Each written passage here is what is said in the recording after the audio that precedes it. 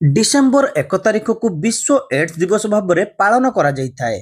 एही अवसर में जिला एड्स प्रतिकार और निराकरण पक्षरु बालेश्वर विश्व एड्स दिवस पालन करा जाइछि।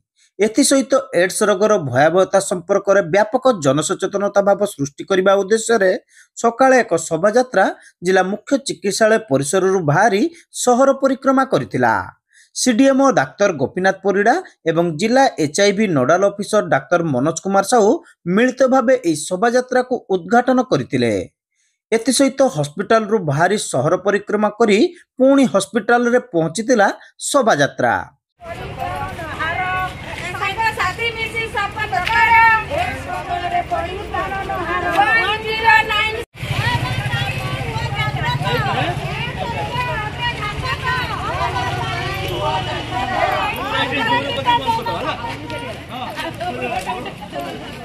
आयोजित सचेतनता सभा सीडीएमओ डाक्तर गोपीनाथ परिड़ा, जिला HIV nodal officer doctor Manoj Kumar Sahu, जिला filaria officer doctor Sanjeev Kumar Pradhan, DPM Anil Kumar Mohanty प्रमुख अतिथि भाव जोगदे समाजरू एड्स रोग को मूलोत्पाटन पई प्रत्येक महलरू प्रयास जारी करने संपर्क में आलोकपात करथिले।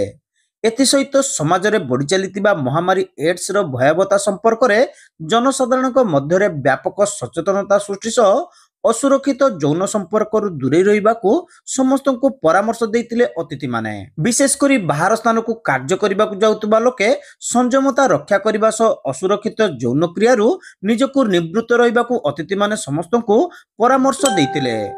एड्स रोगर चिकित्सा पई सारा विश्व रे वैज्ञानिक माने सफल औषध बाहर करबा पई उद्यम जारी रखिचंती। सेहीपरि ओडिशा रे एहार निराकरण पई सरकार कोटी कोटी टंका खर्च करूचंती। तेणु संयत और सचेतन हेले एही मारात्मक रोग को सहजरे प्रतिरोध करा जाई परिबो बोली अतिथि माने मत देइतिले। डीपीएम रश्मिता महांती कार्यक्रम रे अध्यक्षता करिबा सह शेषरे समस्त को धन्यवाद देइतिले। जिलार विभिन्न क्षेत्र में एड्स निराकरण क्षेत्र में कार्य करुवा स्वेच्छासेवी संगठन, नर्सिंग छात्री, एएनएम छात्री समेत हॉस्पिटल बहु अधिकारी और कर्मचारी एथिरे जोग देइथिले।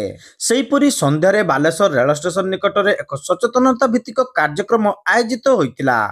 हॉस्पिटल रो समस्त अधिकारी और कर्मचारी माने एड्स रोग व्यापिबार कारण और एहार नियंत्रण संपर्क में लोकमानकु सचेतन करथिले।